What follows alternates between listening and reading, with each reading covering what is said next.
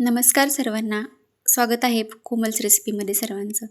आज आपण बनवणार आहोत घरच्या घरी साजूक तूप, तेही एका नवीन ट्रिकसहित.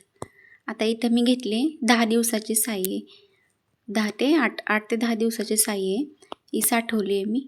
आणि इथं ट्रिक म्हणजे असे की आपण साई साठवताना काय करतो की एकावर एक अशी साई करत जातो, टाकत जातो. पण साई टाकताना जर आपण चमच्याने हलवत राहिलं, जर साय टाकली, चमच्याने हलवलं, साय टाकली आणि चमच्याने हलवलं आणि फ्रीजमध्ये ठेवले, तर असं त्याचा मोठा गट्टू बनत नाही अशा प्रकारे. आणि आपल्याला मिक्सरमध्ये बारीक करतानाही पुढे काही प्रॉब्लेम येत नाही. तर अशा प्रकारे सगळी साय आपण हलवून घेऊया आणि मिक्सरच्या भांड्यामध्ये थोडं थोडं करून आपण हे घालून घेऊया.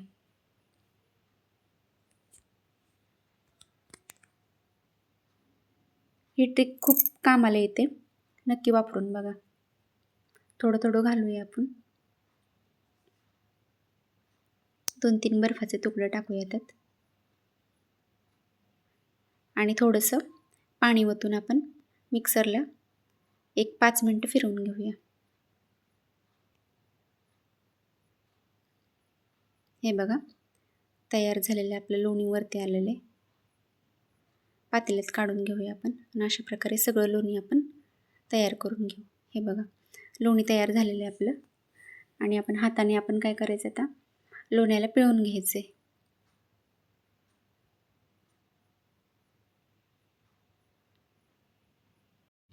हे असं घरी केलेलं तूप हे चवीला तर छान लागतंच, पण शिवाय दिसायलाही एकदम सोनेरी आणि दाणेदार असं निघतं. जर अशा प्रकारच्या टिप्स जर फॉलो करून तुम्ही तूप काढलं तर खूप छान बनते. अशा प्रकारे आपण सगळं लोणी ते पिळून घेऊया. आणि आता हे मिक्सर आल्यापासून हे तूप काढणं जरा सोपं झालं आहे.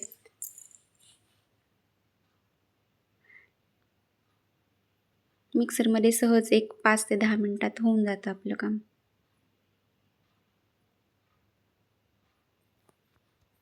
आणि घरच्या तुपाला एक वेगळीच चव असते.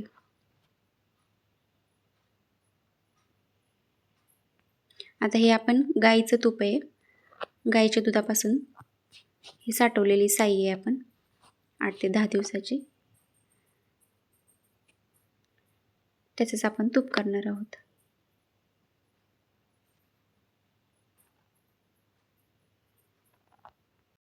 आपल्या चॅनलवर जर कोणी नवीन असेल तर लगेच सबस्क्राईब करून घ्या, कारण अशाच प्रकारच्या पारंपरिक साध्या आणि सोप्या रेसिपीज आपण आपल्या चॅनलवरती दाखवत असतो. हे बघा, तूप काढून झाले, सगळं पाणी घालायचं आहे त्यात आणि जवळजवळ 2 ते 3 वेळा आपण याला धुवून घ्यायचे. लोणी जोपर्यंत पांढरं शुभ्र पाणी दिसत नाही तोपर्यंत आपण असं हलवून धुवून घ्यायचं. याने काय होतं, तुपाला आंबटपणा जास्त येत नाही. जे तुपात जे ताक राहिलेलं असते ते सगळं निघून जातं.